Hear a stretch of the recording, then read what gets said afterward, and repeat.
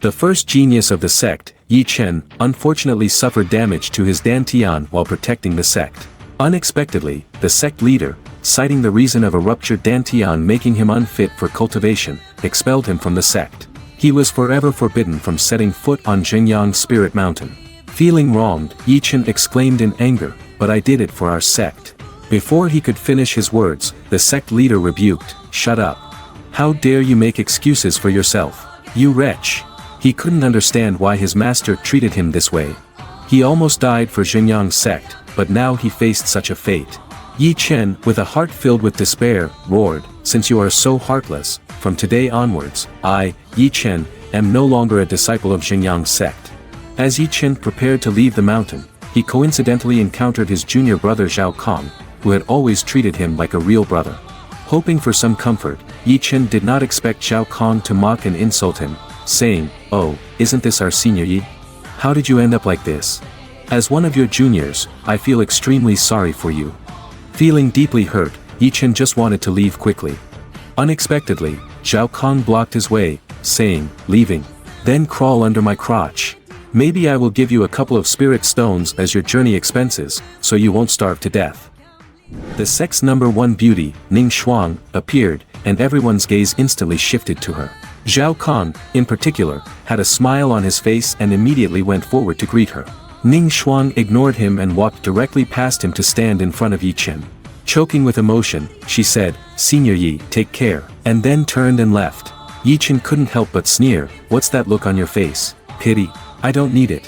Carrying his luggage, 𝗔𝗀 left the place.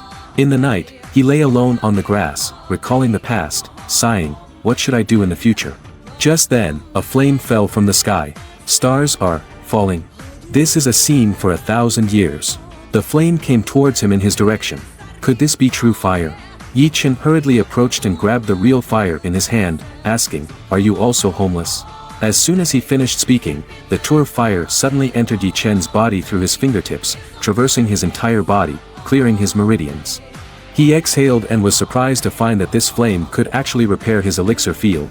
Just as 𝗔𝗀 was about to feel happy, he heard a loud explosion from his elixir field, and he exclaimed in disbelief, "Is this the elixir sea?" It turned out that the elixir sea was a higher level above the elixir field. The next moment, 𝗔𝗀's vision darkened, and he directly fainted. When he woke up again, a boy shouted excitedly, "Big brother, you're awake." At this moment, 𝗔𝗀 was very puzzled. Before he could ask, the young boy told him that this place was Xianxia sect. He and his grandfather found the unconscious 𝗔𝗀 in the mountains. 𝗔𝗀 sneered. Fate was truly interesting. He had just been expelled from Jingyang's sect, and upon waking up, he found himself in Xianxia sect, the enemy of Jingyang's sect. After waking up, 𝗔𝗀 was astonished to find a true fire within his body.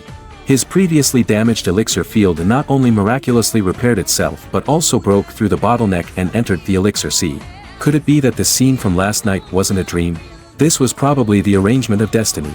So, true fire, you shall follow me from now on. Just then, the voices of the old grandfather and the child came from outside the door. It turned out that they had already prepared breakfast. 𝗔𝗀 thanked the old grandfather. The old grandfather smiled faintly and asked, "You're welcome. It's not a big deal.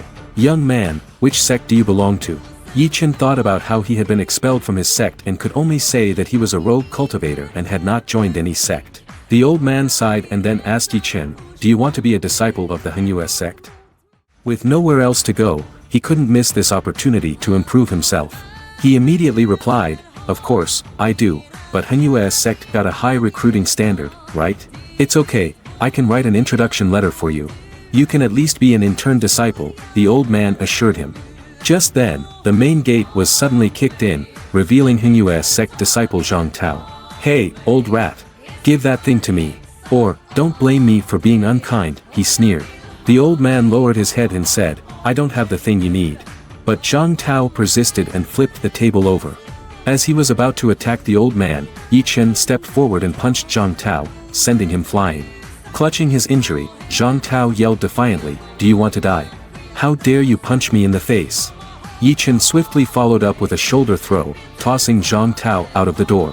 To everyone's surprise, Zhang Tao, who was of the second level of condensed qi, was instantly defeated by 𝗔𝗀. It turned out that the old man had once been an elder of Xianxia sect, and Zhang Tao was his disciple back then. The item Zhang Tao want was the Heaven Spirit Talisman. It was rumored to temporarily seal the opponent's chi, but such talismans were extremely precious and not widely circulated. It was unexpected that the old senior still had such a past. The next day, holding the letter of introduction, Yi Chen arrived at Hinyue's sect. When the elders saw the letter, they couldn't believe it and said, "Interesting, he's actually still alive." They then began discussing which elder should take him in as a disciple. They asked Yi Chen how old he was now, and he replied, 16 years old. The three elders were shocked and quickly made excuses to leave. At this moment, the Grand Elder awkwardly said, "It seems you can only be an intern disciple. Are you willing?" Yi Chen expressed his willingness. The Grand Elder waved his hand lightly, and a jade card engraved with Yi Chen's name appeared in his hand. "This is your jade card.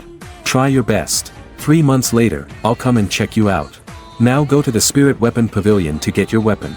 When the director of the Spirit Weapon Pavilion saw Yi Chen, he disdainfully said, "Intern disciples can only choose from the first floor.